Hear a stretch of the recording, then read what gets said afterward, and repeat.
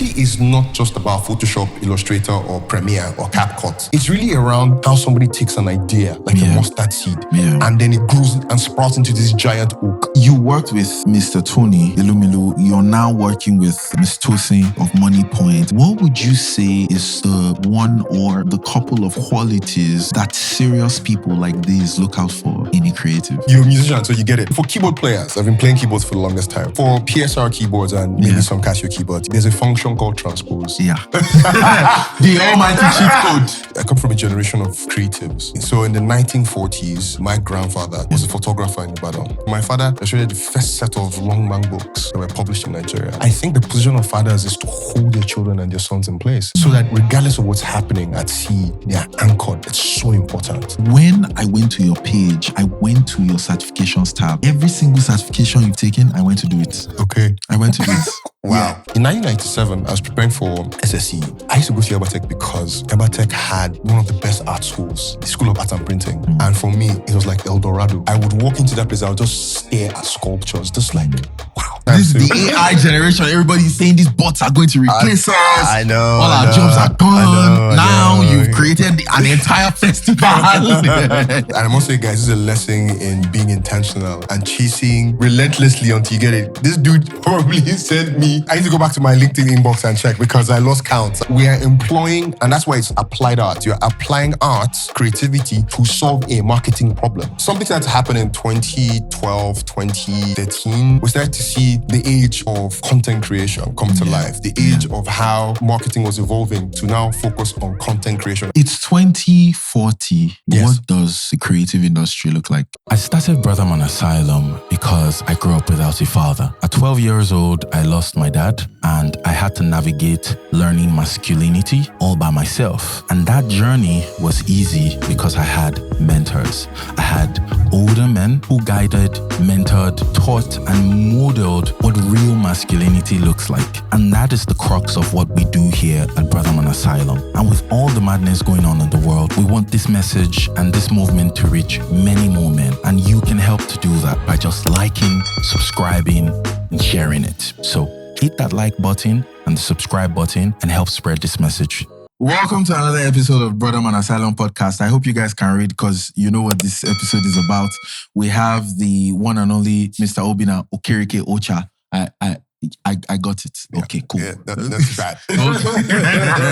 The reason why I'm so excited to have you is because when we started this career series as a creative, I was very, very intrigued by creatives who have built a career from this thing. I started my career in media production. I studied audio engineering in school for my first degree. Fantastic. You know, and you know, the rare breed is fantastic. I love it. You know, my entire foray into creativity started as a drummer. I know you used to play the keyboard. I still play. You still play the keyboard? Still played last week. I have a piano at home. For real? Yeah. I have a studio at home. My research. When I said it before that, I went online, I checked you out. Every single podcast you've been on. I feel like a I CIA. binge it. I feel like a CIA case, man. Okay. There's a case behind like, for real though, because for me, you know, that's the entire reason for this career series. I'm really excited about having you here and picking your brain on it because I personally, I don't care about you people. All of you watching, I don't really care. This is my episode. This is for me. Right. So when I did my CIA investigations, I saw that you started your career in agencies. Correct. And then you've worked in UBA. Correct. As creative director of brands manager. REDTV, Yeah, then you're now director of MONIEPOINT'S. Then you are founder of the Nigerian AI Film Festival. It doesn't make sense that you're able to do all these things at this level. But that's why you're on the pod. So could you walk us through what that looked like, what that journey looked like? Because again, right before you say, you get to answering the question, I always say it on this podcast that, you know, if you have 20 creatives in a room, 80% of them are not going to do it long-term past 5 years. Correct. Only 20% will, if you're even that lucky. So how were you able to start this? You said you played the piano. I saw artists on your LinkedIn profile. Yeah. You draw? Exactly. You design? I went to art school, yes. Okay, no, I'm done talking. You need to let us know how this happened. And now you're director of content for MONIEPOINT'S. Content marketing. Please let us know how this happened. Thanks. So first of all, thank you so much for having me on the podcast. And I must say, guys, this is a lesson in being intentional and chasing something relentlessly until you get it. This dude probably sent me, I need to go back to my LinkedIn inbox and check because I lost count. We've been at this for 2 months, so it's great to be here. So it's always stick to what you want and never give up. So yes, boss. So for me, I think it's really, I tell the story a lot, and I'm usually very happy when I tell that story because it's pretty much my origins. It's pretty much, I always say it's pretty much the reason why I am here. And I think it's a mix of destiny and opportunity. So, so for me, I come from a generation of creatives. And in my family, so in the 1940s, my grandfather was a photographer in Ibadan, professional photographer. He ran something called the All Weather Studios. And this was in the 1930s, 40s. And interestingly, he was at Burma. So a lot of there's something called the West African Frontier Force. And these are West African soldiers that fought during the Second World War. Now, a lot of, the Allied forces, essentially got a lot of soldiers from West Africa to fight on behalf of the Allied forces to defeat, the Nazis, etc. So he was in that. That's crazy. So basically he came back, started studios, photographer. And then the war broke out, the Nigerian Civil War in 1967, and all that happened. Everybody knows the story. So my dad, after him, essentially also was caught in a civil conflict. It was also fought in the Civil War as a soldier. So he came, he saw action for maybe a couple of months and got a serious battle injury. But what's interesting is that what then started to happen to him was that he had an ability to draw. And then he started working in what they call signals, essentially. So signs for soldiers, signals and stuff like that. So he would paint, he would draw signals and things like that. And then he was on crutches at the time because, he had a very severe pallet mortar penetrated him from the side and then shattered his rectals. So it was a big deal. He's alive, by the way. So hi, Daddy. What's going on, sir? So essentially, so that happened, he finished and then he came to Lagos, probably 1971. The whole country was upside down, especially the East. So he came and then he joined Kingsway Stores and then he used to illustrate for big summer sale. And he had this, he had a natural talent for calligraphy and he could draw. And then there's a British guy called Mr. Parker, says to him, look, you have a great talent. Why are you here? So I say, he was just exploring opportunities. So he now went to Yabatech, got admission to Yabatech, obviously they saw his talent, he got into Yabatech. And then, I think in 1971, he got admission almost immediately and then went through school. And then what's interesting about that, his experience there is that he graduated as the best graduate student in 1975. And by the time he was done, he had two, and this was when Nigeria was a completely different place, where he had 2 letters of employment waiting for him. And what's interesting is that the 2 things that happened to him while he was in school. Now, Longman Publishing, for people who grew up in Nigeria, in the 1970s, 80s, 90s, they would have come across Longman textbooks. English language, whatever it was, you know. So when Longman came, there was a famous Nigerian artist called Yusuf Grillo, who used to be head of school at art and printing at Yabatech at the time. So he said, look, I'm going to recommend, they came looking for illustrators, I'm going to recommend somebody, and they recommended my father. So my father illustrated the first set of Longman books that were published in Nigeria. So I still have some of them today. 1972, illustration. Story from an African village. That's a very popular book. There's a tiger that's approaching a market square. He illustrated that.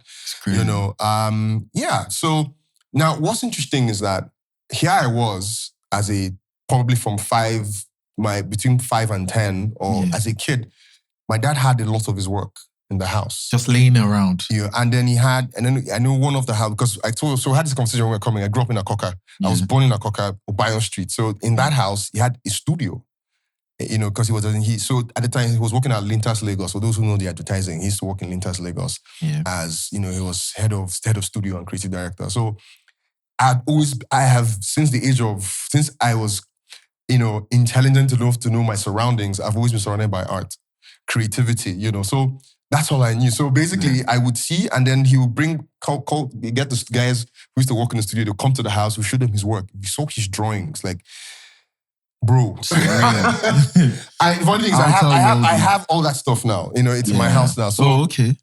So I didn't think there was anything else I needed to do in my life than to become an artist. Nothing else made sense to me. Like, this was my grounding. This was my orientation. This was my heritage. Exactly. This is the legacy. And another interesting fact is that, second thing is that my dad designed posters for Fela. So they would come pick him up from school.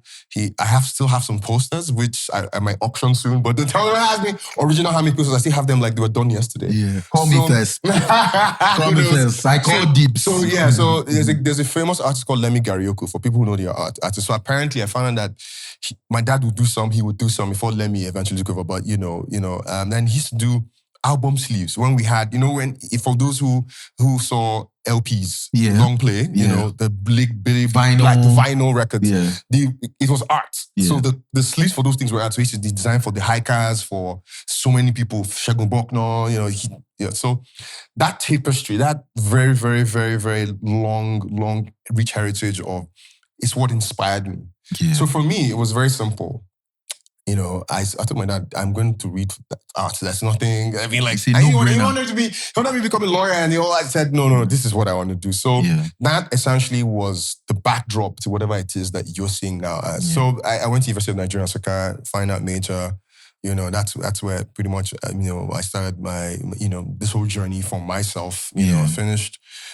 Then I went straight into working in advertising. And then I worked at Lintas where he worked. So I was like a second generation, So for me, it's always been around creativity, pushing the boundaries of my creative expression. And for me, and then, we grew up in church. We're from a very religious family. My dad's a pastor as well, in addition. So we so they keep the musical instruments in the house, and then we'll play them. And then I got a very, very uncanny interest in playing keyboard. So I developed that over time.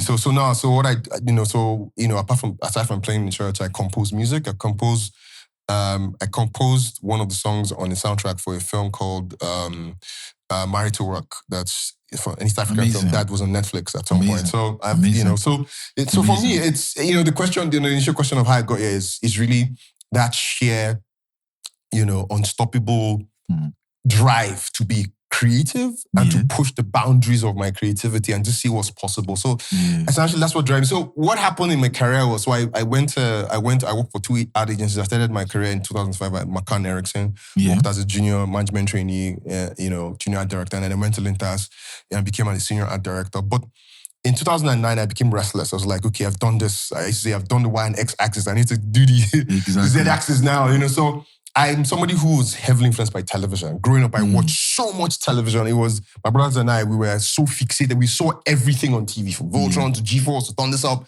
everything. So there was an opportunity that came for a news channel called Network News 24, NN24, which was like an affiliate of CNN at the time. So I told my colleague, I'm going to apply for this. I got it, and like just 100 people that got it, made it into NN24 at the time, and then that's my foray into television. So it was a news channel, 24 hours news channel. It was probably one of the biggest, it was like a cathartic movement in my life because we were trained by ex-BBC, ex-ABC, Walter Rogers of CNN, Femi Oke, like some of the biggest broadcasters, there's a guy called Ken Tiven who used to be head of CNN Technical. When he retired, this was what he was doing, setting up TV channels across the world. So a guy called Tony Dara who had the vision, set it up, and it was I think one of the best 1-2 years of my life, because everything around television production, everything around 24 hours news, and everything around creating on the fly graphics for news. I was leading a team of some amazing people. And some of the guys on my team were amazing people like Mohamed Atta, who's become one of the biggest DPs in the world right now. Wow. Femi Bangbeto, Shegun, and some really great guys, So, so for me, so after that, that I left NN24, and then I went to work for an oil company. Don't ask me. So I went into doing proper like brand and communications. I did that for 3 years, and then I went. Is that what you did for the oil company? Yes, Ascon Oil. So it's a downstream. So I was brand and comms, brand and comms. You know, so quite interesting. It was for so that was pretty much my window into the oil and gas industry. So from a corporate lens, I was able to see how that whole setup worked. And I left. And when I left, I went to join the Elumelu Foundation as a brand programs manager. I worked, I think my first major project was the inaugural Elumelu entrepreneurship program, the 100 million one. So I worked with Paminda Vier, who UBE, who at the time was my manager at the time, and was fantastic because this was like the plan at the time was to give $1 million to about 10,000 entrepreneurs over 10 years. So it was fantastic. It was it was essentially groundbreaking for the continent, and I was so proud to be part of that, you know. So, but something that happened in 2012, 2013, so content marketing. So what started to happen was that agency, the whole landscape of communication, corporate affairs, content marketing, we started to see the age of content creation come to life. The age of how, we started to see how marketing was evolving to now focus on content creation as opposed to, how it used to be, how, setting a communications manager will read out a manifesto from a company and that was it. But then how do these things take expression? So content marketing. So we started to see things like GT Bank started in Dani TV. Started to say, so what had happened was, and friends of mine, because I was, shout out to Jade Shibero, but I also helped behind the scenes to sort of help set up. So like some of the guys who work with me helped set up in Dani TV. So Femi, Mohammed Atta, and then Frank Donga joined them at some point. We're all colleagues before, so it was great. And then when I was at UBA, Mr. Tony says, look, I want to do this stuff. I want UBA to sort of focus on the younger demographic. And that demographic is it's an aging institution, but that demographic is super important. So part of the strategy was that we will start something called REDTV, and that became sort of like what, that's that driving factor of the strategy was we need to essentially figure out how young people can actually have a focus on the bank and become customers of the bank, and reach out to them. Because obviously, when you look at organizations like First Bank, almost 100 years old, UBA and all of that, how do we, what's that famous word, there's a famous buzzword, what's that word now? Inclusion, yes. How do we include? Yes, how do we include? One of the most bastardized. Exactly. Words. But then he had merit because we wanted to get them, so, essentially just include them in that space where the bank was growing and really vigorously expanding across the continent. So REDTV was great. I was there for 7 years, worked with, the great Bolata. Yeah, so 7 years. We built a fantastic brand. We work with guys like Urban Vision to do the men's club, which became a super hit. Assistant Madame's Inspector K. We worked with some fantastic, creators at the time. And I think for me, one of the crowning moments for me was the fact that we're able to provide employment and opportunities for a lot of creatives. Brought a lot of ideas to life. And then we had the great REDTV Ray, for those who remember. It was really good. So. I did that for some time, for 7 years, and I thought I had done that. I think my great dream was to work at Netflix. In fact, I got interviewed at Netflix that's great. in 2020 during the pandemic. 8 interviews over 2 months. It was great. But but I think for me, I think it was really validation around some people somewhere sitting in a room felt that I merited that opportunity. And that's why I tell creatives, push yourself. Don't say, oh, I'm a photographer. Oh, I know, I understand ISO, I understand aperture, and then but there's photography, because somebody who wants a great picture wants, okay, can we shoot me? So you learn that, learn videography, learn editing, learn sound, sound design, learn how to, understand what panning is, what left and right channels are, stereo, what is mono, these things help you because you never can tell where the opportunity was going to come. If I only thought, okay, I started as an art director, Photoshop, Illustrator, that's what I was doing for 4 years. But I said, no, I wanted to go into television, and so I think that the creative must always see themselves as a species that constantly needs to evolve. So that's essentially my story. So I did 7 years. I had done my time. I told Mr. Elumelu, and he was like, oh, why are you going where? I said, look, there's a new experience, there's a new adventure for me. So that's how I joined. I joined MONIEPOINT, doing some amazing work. So so that's how I got here. how did you transit from UBA to MONIEPOINT'S? Okay, so how did I What was transit? that? What was that? What was thing the like? so what is common to both? They're both financial institutions. Yeah. Yeah. So, and it was a question of, okay, they are doing something that's really great. Because if you look at what they're doing, they are essentially at the forefront of financial inclusion. Yeah. And then there's a brand that was pretty much starting. So it was a question of, it's pretty much a no-brainer. This is where the fledgling company, and I should be there giving my best. This essentially, and then, I reached out and then it worked out. And then but my brief was very clear, because for me, what I've always said is, look, at the end of the day, I'm a creative, I'm a filmmaker, and, I'm essentially, an ideas person. And my job has never really changed. So I've done literally the same thing everywhere. Yeah. So what I've done is, because if you look at the products that we have, so, we have, a savings product, we've got our personal banking, we've got our business banking. What is central is that we need to present these products to the public and to our customers in such a way that they constantly see MONIEPOINT as the institution to use, as products that work, as products that solve their problems, as products that they can rely on. And like we say, to see us, as the premium trusted progress partner for them. So, to come in and tell those stories was just great. And I think in the last couple of years, we've done some amazing work. Amazing amazing team. So funny enough, my brother-in-law used to work with you guys. Oh. Yeah, he left last year, December, to just pursue some other things like you. Yeah, I've always admired the brand MONIEPOINT because it grew before our very eyes. Yes, absolutely. And we all have a MONIEPOINT story. There's also a connection everywhere. So hey, if I'm being honest, because you pull up to a store, an average store, and they have the blue machine. POS, just the and quick payment. Exactly. Amazing stuff. Okay, you worked with Mr. Tony. Correct. Elumelu. You're now working with Ms. Tosin, of MONIEPOINT, and you've worked at all these really great places and you've built all these amazing things. What would you say is the one or the couple of qualities that serious people like these look out for in a creative? Because the thing about creatives is we tend to be, because we're really talented, we're really gifted. It's a gift from God. We can't explain how it is, how we just sit down and we come up with stuff off the fly.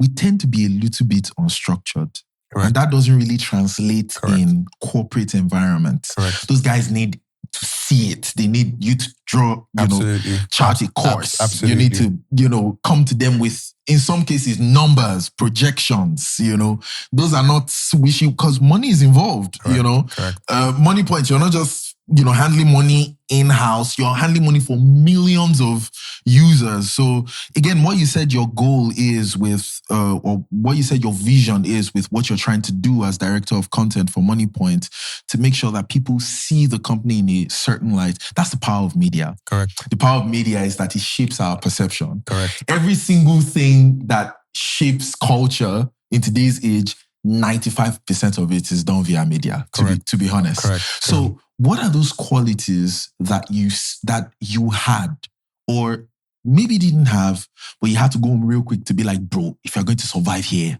you have to morph like this, you have to evolve like this. Then I'd like you to also speak to certain things you've noticed amongst creators of today that would not let them thrive in serious environments like this. Yeah, correct. Yeah, very, very, very valid question. So it's very simple. So what the top management people or top owners want to see? Execution. Simple. The problem is that, a lot of us are, especially when I mean us, I mean by creatives, we dream a lot. We have this fancy presentations. We've done great Figma files. We've done, can you do it? Yeah. It's simple. Like I give you an example. When I went to Elumelu Foundation, I was doubling at so many things. I was doing a lot of brand design work. I was doing a lot of creative work, creative strategy work. And then I was also doing execution. And sometimes they would need to do photography for some. I will take the pictures. Amazing. And then one day, they needed to do some sort of documentary for something. Yeah. I remember I had my own gear, came to the office, shot everything, edited everything. And they were like, what? So when you see that, and this is like, 2014. Yeah. And you're like, well, when you see that, they're like, this is, and they were like, this is great. As a creative, beyond the ability to, your skills with Photoshop, Illustrator, After Effects, whatever, Premiere, always remember that you're a problem solver. You are solving a problem. Yeah. And for your employer, you are using your skills to solve a marketing problem or a communication problem.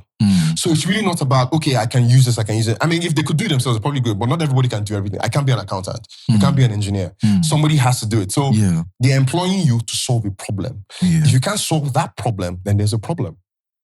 It's about execution. It's about, and I remember when Tusi and I started working together, is that he had specific visions about the kinds of ads he wanted to make.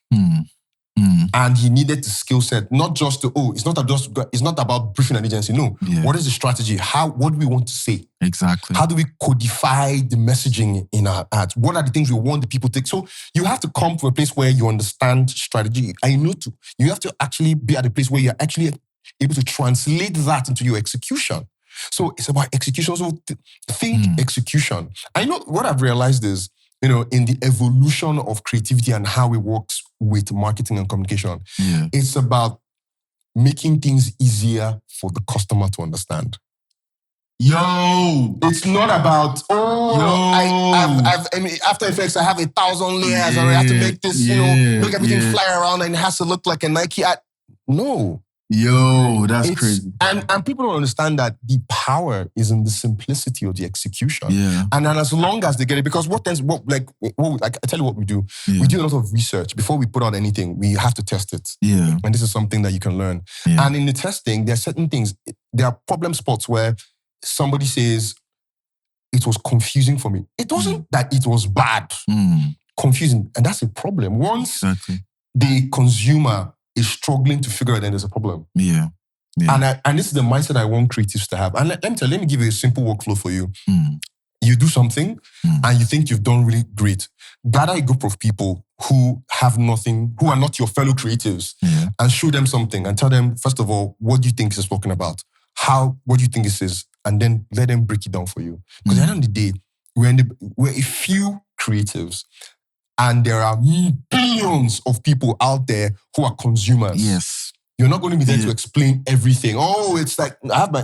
Exactly. So the word is execution. Execution within the confines of the strategy of whatever it is. If you're working for a brand, a big brand, a small brand, that is the primary focus.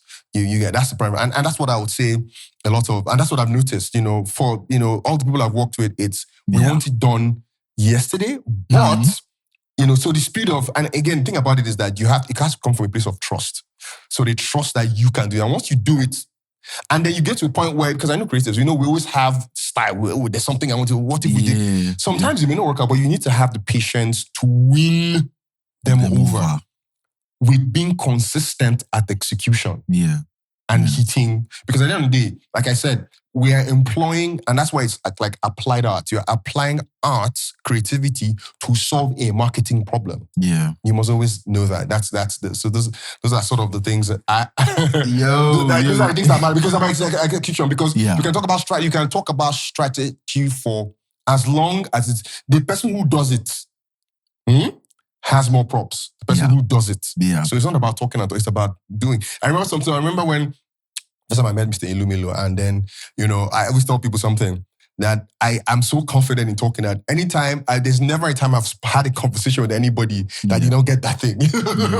And again, that's another thing you do. You need to have confidence in yourself, confidence in your ability, So I had a conversation. He said, "This guy, you talk to, you talk." And I said, "Okay, we'll give you a 6-month contract. But go and meet. Go and meet this lady person who became my manager eventually." So we had a nice conversation. So the thing is, you have to. So imagine if after saying all these things, there was no output to exactly. What could have happened? So there's no proof exactly. So it's really around. And then what I also say is, so the second part of the question is, how can creatives actually evolve? Like what I've noticed, So what I've noticed again is that some creatives that, I've met some who have sort of evolved, who have moved from where they were doing maybe one creative practice and they moved to other ones. What I'll say is, in as much as it's great to master your field, so photography, you're good at, you can even shoot film photography, and all that stuff, add another skill set to it, So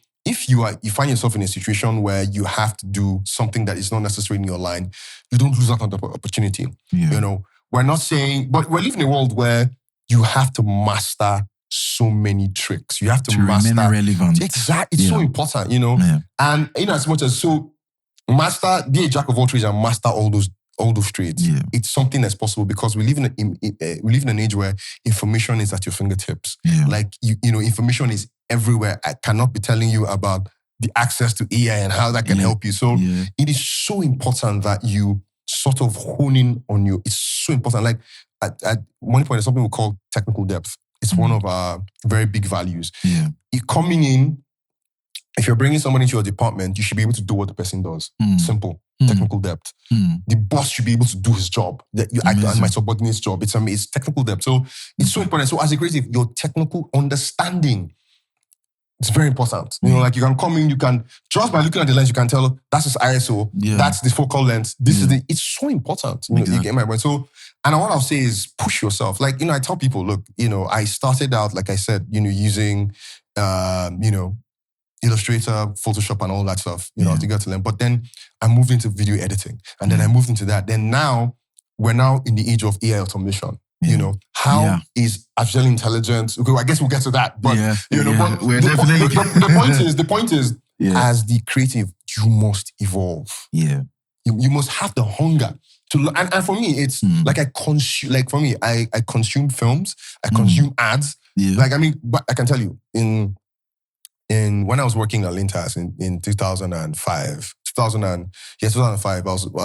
in Mechanics in 2005, half of 2005 and then 2006 I was in Lintas. Yeah. I used to spend my money on something called Losas Archive. Now, for those who are real advertising heads, they will know Losas Archive. Essentially, Losas Archive is a collection of ads, of some of the best ads in the world, and then some of the ads that never ran.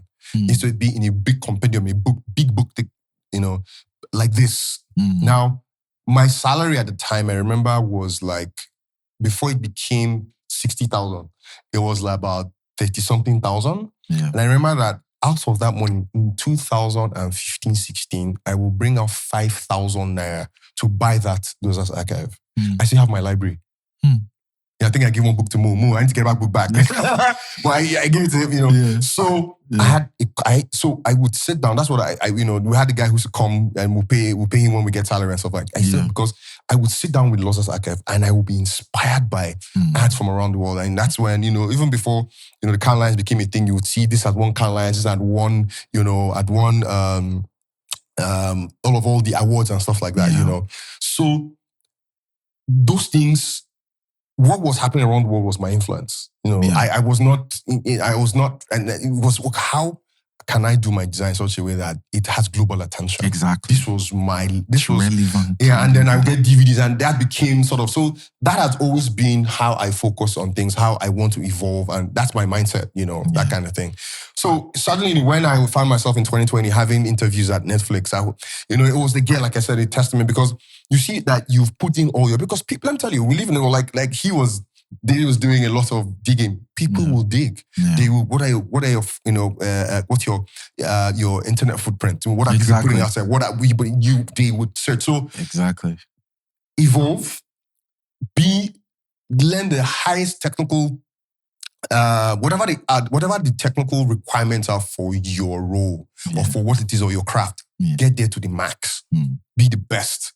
And then segue. Look for something else and that kind of, so it's at your fingertips, and then have a hunger. If you watch an Instagram video and you watch maybe something was done with stick animation, interrogate, how was this done? At least understand the technique, that kind of thing, so that when you get into a room and you're having conversations, you can literally talk from any side of, because at the end of the day, creativity is not just about Photoshop, Illustrator, or Premiere, or CapCut. No, it's really around how somebody takes an idea, like a mustard seed, and then it grows and sprouts into this giant oak. That is the process. And all of these things are just tidbits. That's not creative. I can show the photograph. That doesn't make it creative. It's the ability to take something as relative anything and build that into something that becomes a system that drives people, that shapes society, that becomes utilitarian, that, you know, that's mindset shift I think that creatives should have. And it's not just around, I do brand systems, so that's my focus. No, like, you know, that kind of thing. So evolve, you know, learn, read, watch things, become a sponge. And soak things up. You know, that's what I'm going to say. Yeah. Amazing. I can hear evolution at the foundation of everything that you've said now. That's very crazy. And I like what you said about, you know, the fact that, you know, as creatives, we need to be, I literally have it on my TikTok, jack of many trades, master of all. And for me, 100%. And for me, it was born from speed of execution. Correct. I hate waiting on people.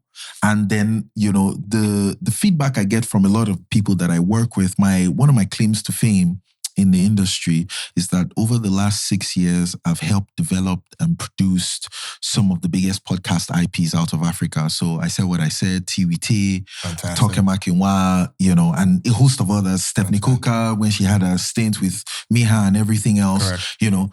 And what I hate doing is waiting on people to get stuff to me, you know. So I just get angry, and I thank God for Udemy and YouTube. I'm like, what's really in this? Let's go and figure it out. So let's figure it out. It's not that deep. What's this thing? Let me run it myself. It's not, I mean, you're in the studio here, like, I'm running everything myself. So that's how it should be. You know, audio-visual recording myself. The editing, I'm doing it myself. Lighting setup, everything yourself. Everything. I had to do myself, you know. So I really appreciate that fact. If you would mention 3 top skills that every creative must have in 2026 to be relevant for the next decade, what would those be? So those 3 is, number 1, you need to, I think beyond everything else, you need to know yourself. Self-awareness. I think it's missing. I think that a lot of creators are not really, most of it is driven by peer pressure. I want to be like, but you need massive self-awareness. Then number 2 is, and I'm going to say it, is you need technical depth. You have to know your onions, your SHIT. Yeah. You need to know it. It's so important. Because, you know, like, it's kind of like, let me crack this joke. So you're a musician, so you get it. So for keyboard players, I've been playing keyboards for the longest time. So for PSR keyboards and maybe some Casio keyboards, you see something, there's a function called transpose. The almighty cheat code. Everybody plays on key C. Like, you go to key C. But somebody told me something one day. C sharp. I love C sharp. Bro. And he says to me, I went to have the conversation back in school. I said, what if you went to a church, you've rehearsed with your choir, you are going to now go and play somewhere. I get there, you meet a grand piano. Exactly. No transpose. You look at it. The keyboard is in another state. It's already too late. You can't do that. Yeah, we're in trouble. We're in trouble. So we're not making it out of there alive. Exactly. And then, self-awareness, technical depth, and then the open-mindedness to evolve. Those are, I think, everything else is like, everything else. Be self-aware, know who you are. So basically that means be confident in yourself. You are not moved because you are moving in this direction because X is moving in that direction. Or I'm doing this because she's doing... No. What do you want? What's your why? Why are you doing what you want? Why are you doing what you're doing? Why do you want to do that thing you want to do? No, it's self-awareness. Technical depth. Whatever it is that you choose to do, get to the bottom. Then the open-mindedness to evolve and to sometimes to... So the open-mindedness comes with evolution, being able to change your mind and pivot. Because that's how life is.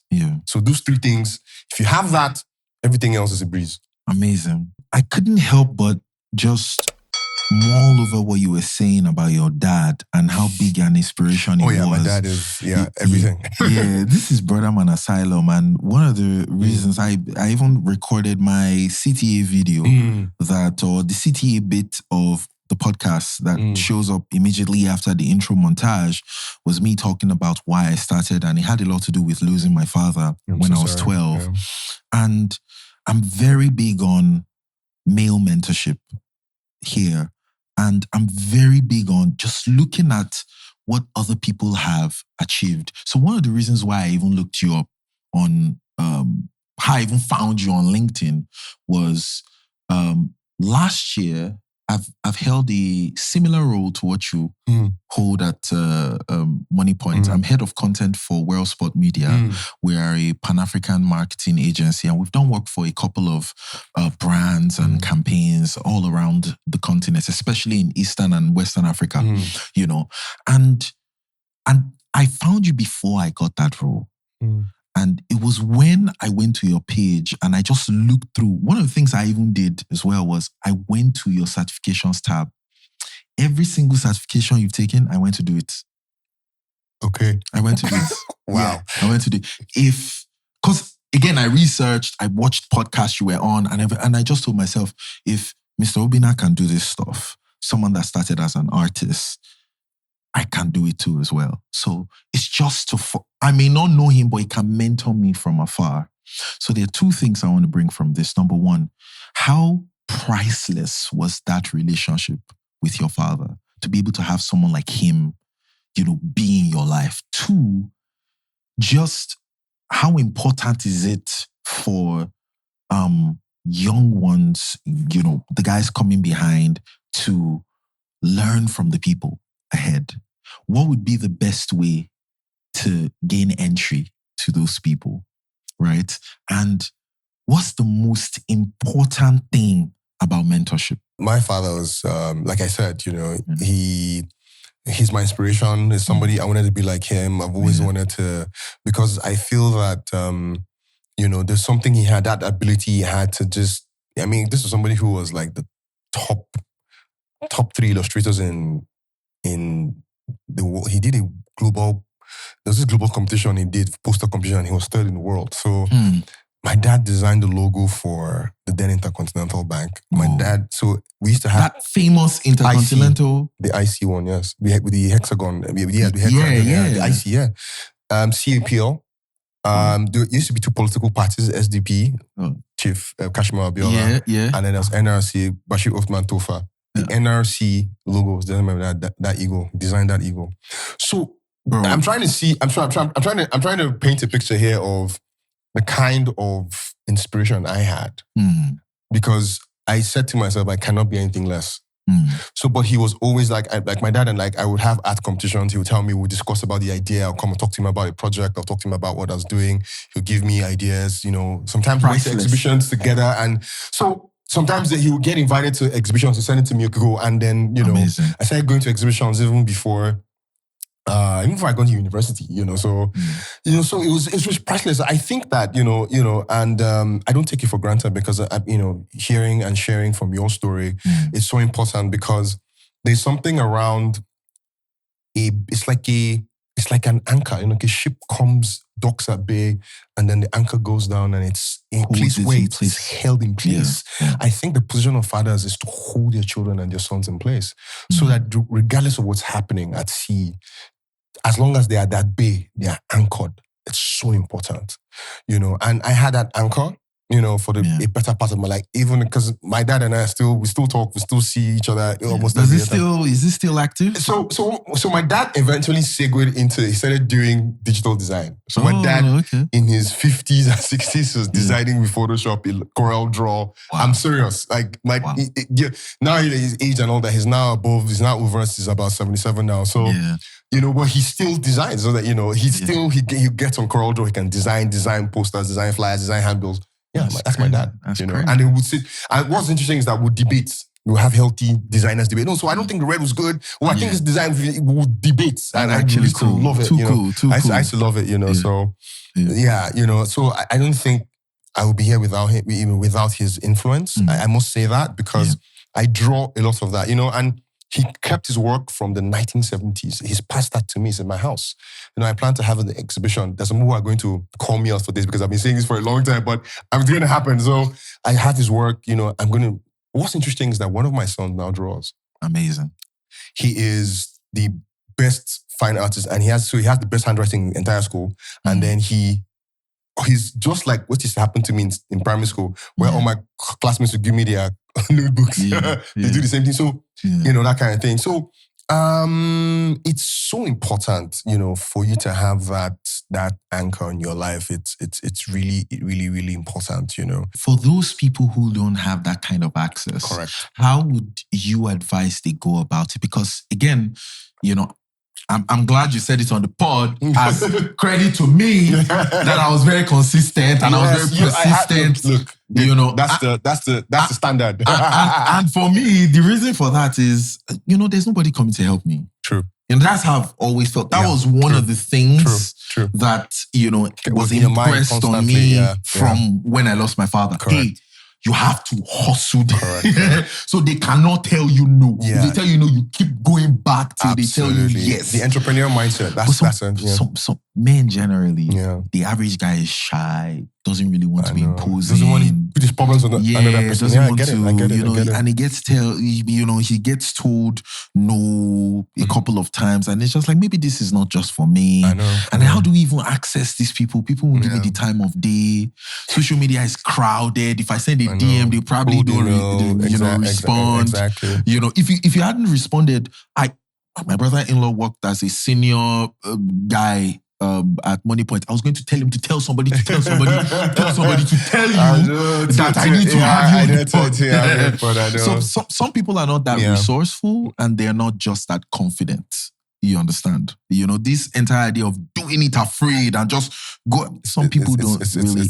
How would you advise? Say it was even your son. Say your son wanted to, be mentored by someone, but he isn't the boldest of people, or he doesn't have that kind of access. What would I tell him? You advise? So what I'll say because to be honest, I have these conversations every day. I haven't had one last night. Amazing. So I think the truth is, see it like this: you alone know what you want. You alone know what you want. You alone know what you're looking for. And like you said, nobody's coming to save you. Nobody else is going to give you what you want. You have to go and get it. So the question is, it's kind of like oxygen. So there is one oxygen tank and there is no oxygen, and then we all need to struggle for that can of oxygen. You're going to do whatever it takes to get it. See it that way, because it's your life. At the end of the day, they say, we look like our parents when we were born. When we're there, we look like our choices. It's so important. So what choice are you going to make? Are you going to wait? And I always like to, that's why I use myself as an example, because I've lived through this. I'll tell you a very interesting story. In 1997, I was so obsessed with painting, and I knew a lot of all the Nigerian masters. Back in the days when we had calendars, we would fold. I remember CBN in 1993, CBN had released a calendar of celebrating Nigerian art. And it had the paintings of the best Nigerian artists. Kolade Oshino, Abiodun Olaku, Nsika Kisian. I can go on and on and on because, Ubira Dechuku, and on and on. Those were masters. Masters. Ubira Dechuku, legends. Exactly, so, and those people, I met some of them, I made a point of this. So I'm going to go into another side of my life, which is the arts. In 1997, I was preparing for SSE. So I would so my mom used to work at the National Institute of Medical Research at Yaba. So it's not far from the Presbyterian Church. That church. That same that looks church. like the Eiffel Tower. Exactly. So I would walk from there on Saturdays because I used to do a math class in my friend's house. So I walk all the way. Because then what were we saying? We were staying at 97. What were we staying at? We're staying at not far from Queen's College. So I would go through, cross the bridge, Murtala Muhammad, cross the bridge, the big divider, enter Yabatek. That was a shortcut. But I used to go to Yabatek because Yabatek that's where my dad's school, remember? And they had one of the best art schools and the School of Art and Printing. And for me, it was like El Dorado. I would walk into that place, I would just stare at sculptures, just like, wow. And then I would go to the final year painting class, third year and final year painting class. I would go there, So, but initially, before they started allowing people in there, they would lock the door. And then I would go through the window. I said, "This guy, I just want to come in and just see." They said, "No, you don't belong here." I will come Saturday after Saturday. I was 1997. I was probably like what 15 or 16. That's that persistence we're talking about. Bro, I would go until one day said, let's just let this guy inside. Like, we are done with you. Bro, just I would come do what in you want. and I would just like, wow. And when Ogaga to Odehin, like, I'll sit there like for two, just looking at their work, looking at their sketches, looking at their paintings, looking at their canvases. I was like, this was just my life. Like this. So what am I saying? I'm saying that you alone know what you want. Nobody's going to give it to you. And again, and also what I also say, we live in a world where, let me tell you guys something here. People are looking for people to do things that they've never seen before. Don't kid yourself and say, trust me, if you're able to show them something that they've never seen, they're going to give you a call. So get creative. Get creative, So rather than, and you see these things happen, some artists will just go, so they just did a rebrand of in their own, design imagination of what they think a brand should be. Like you've been seeing people that say, I fixed the FIFA World Cup and they create this brand system. People have gotten jobs like that. I remember back in the day, people would say ABC Transport, redesign their logo. So those are things that are daring. Do stuff that people don't think you're going to do. Don't always. And what I would say, don't always ask to be given. Give something. Give value. And that thing is value. Give something. And when people see that, look, you are willing to go out of your way to do this, let me tell you, people are looking for, because we have all these things, we have things clothed as abilities. So a good lawyer, a good doctor, a good artist, a good creative. But you see, what's in that the kernel, the nucleus of it is that people are looking for people with great character. Good people, honest people. So basically, I'm saying this is a guy who, without resources, is willing to push the envelope and get something done. That's the kind of guy we want. His skill level may not be Da Vinci God level, but he has the mentality. He has that drive. There's something in him that says, I can get this done. That is what people are looking for. Exactly. No, that's why I tell people something. You see, the fact that you're the best photographer and then you can shoot or you're the best videographer, your editor, insane. You may not necessarily be getting the best jobs. Honestly. And you need to think. Because there's a way the world works. People are looking for trust. So while you are building your technical depth, what kind of a person? That's why I said, remember I said, know yourself. Know yourself. Master yourself. You get my point? So, so go out of your way to do things that, and so for people who are looking for, how do I get out to these mentors? What I'll say to you is and let's not kid ourselves, it's tough out there.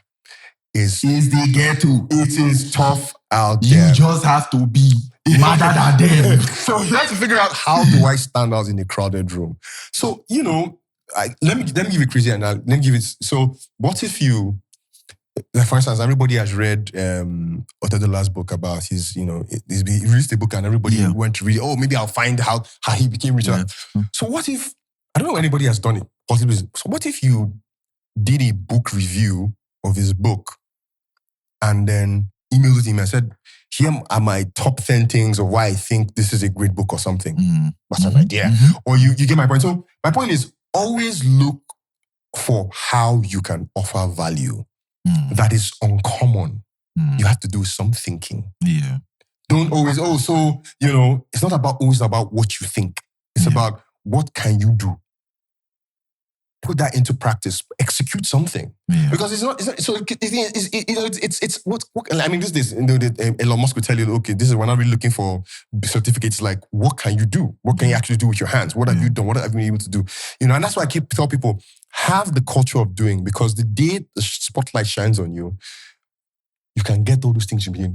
I actually did X and I did Y. And like, oh my God, like, wow. Yeah, but if you don't do anything and you're constantly talking and nobody is interested, you have to, like, I tell you something interesting. I remember when I was working at Lintas, I was always trying to imagine myself as a creative working in elsewhere. So I said to myself, I could be creative at KPMG. So I remember I went and did an entire profile, printed it, did everything about myself, and then it was like a printed document. We had this massive laser printer in the office. So I printed it out, like, made it like a magazine and gave it to my friend and shipped it to them. And they're like, what? So my point is, you have to go over and beyond for what you truly believe in. The only person that can fight for your dreams is you. Not your brother, not your mother, it is you. So be prepared to, I'll end it by saying is prepared to do things you've never done to get the things you've always wanted to get. Amazing.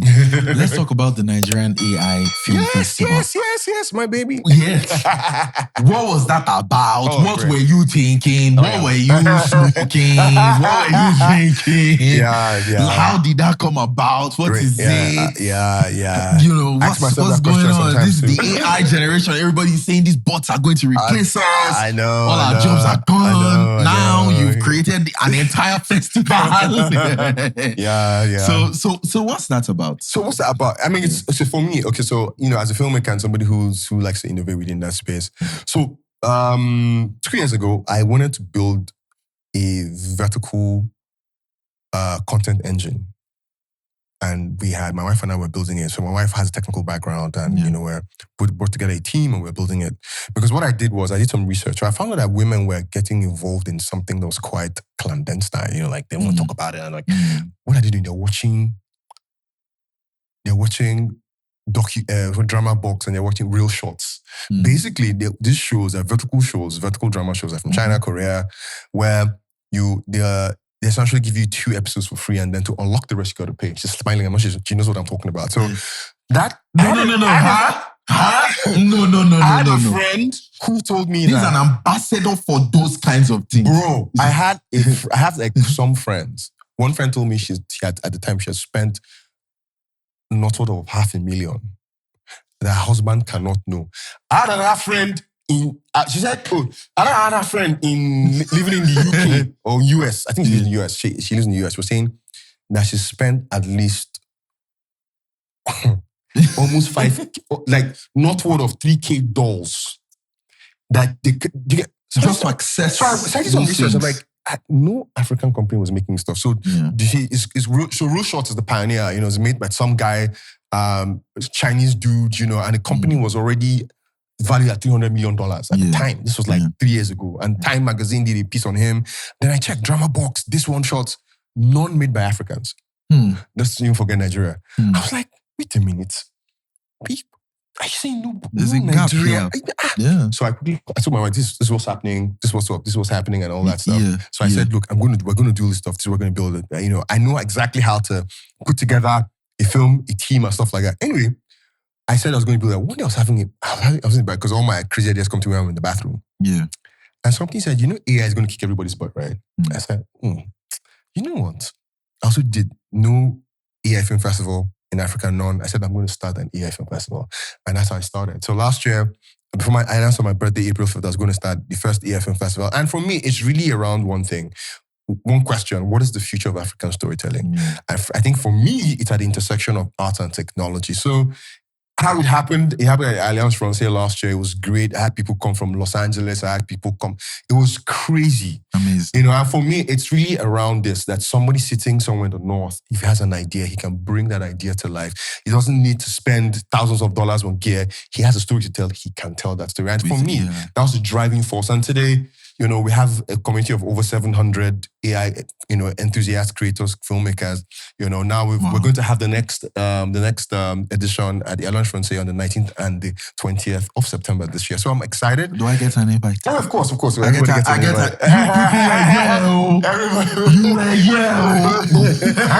Sure. So it's amazing to just see how technology has completely changed filmmaking, how this technology has completely supercharged, even for audio production, video production. It's such a game changer, and we're here for it. Amazing. Thank you so much. And let me say this before I go. You won't lose your job to AI. You will lose your job to the person who knows AI. So what I'll say is evolve, expand your horizons. So as a creative, how does AI affect your work? If you're not, I'll give you an example. Adobe just bought Topaz. Topaz is an AI. Topaz is essentially a company where they upskill. They bought it. All these companies are now buying all these. It tells you something that you cannot just say it's not. No. Embrace it. Figure out how it works for you. And I think that a lot of people, that's another subject, but a lot of people don't understand how AI is so useful in creative work. But what I'll say is expand your horizons, guys. Do not wait to be told. Do not wait. Go out there and get it. Amazing. It's 2040. Yes. What does the creative industry look like from where you're sitting? It's 2040. I think What does it look like? I think it's in a state of pure automation. I think Powered by the same AI. I think it's in a pure, but then again, masterminded by people who have mastered the technology. Because at the end of the day, it's what I call, it's artificial intelligence. We are the intelligence. It's a subset of us.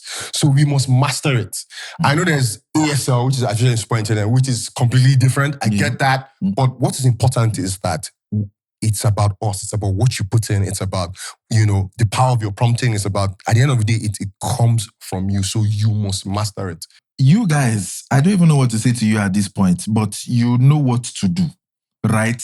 You know what to do. You need to sit down with this thing, watch it in slow-mo. Do you get put on the captions, everything on YouTube, and go and write everything down. This has been an amazing episode. Thank you for sharing from your wealth of experience. Thank you very much. We're really happy to have you. We're planning some live experiential events where we'll bring together young men and we can have like a live version of this. Fantastic. Sounds good. Sounds good.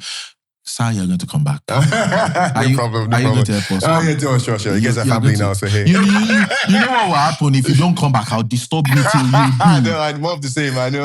Yeah, I appreciate you for that. Thanks for having me. So how can people find you? Where can people find you? I'm late.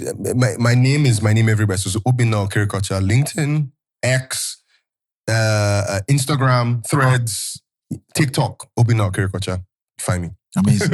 And if people want to be part of your Nigerian AI film... Sure. So what I'll do is I'll share the links. I guess it'll be in below. So I guess it'll be somewhere. It'll be somewhere.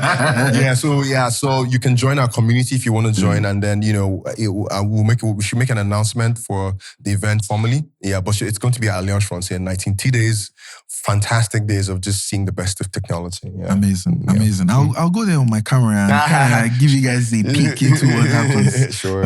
Thank you so much, boss. Really, really appreciate it. Thank you for having me. Yeah, sure. All right. Thank you. Take care, guys. You know what to do. I don't need to tell you like, subscribe, share. If you like, don't share. Yeah. Bye, guys.